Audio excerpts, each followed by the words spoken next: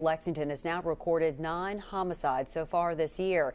Today, the suspect in the city's latest murder appeared in court. Scott Lawless is charged in the death of Kevin Reel. Today, he had a not guilty plea entered on his behalf. Police say Lawless shot Reel early Sunday morning in downtown Lexington. We are still working to learn more about what led up to that shooting. But tonight, friends and family of Kevin Reel gathered in downtown Lexington to remember his life. WKYT's Grayson Passmore was there for that candlelight vigil. She has our top story at 11. It was an emotional night for the friends and family of Kevin Reel, or Uncle Van as he's affectionately known.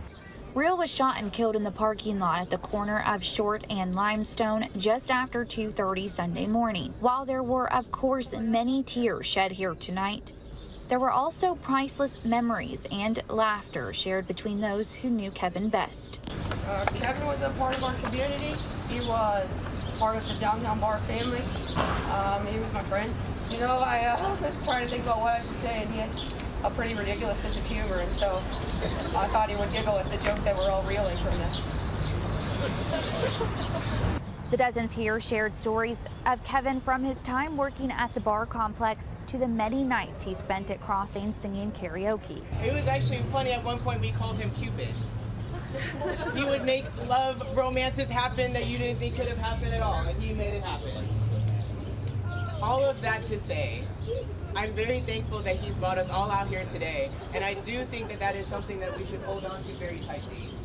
Kevin's friends describe him as fun, loving, and someone you didn't want to ever debate.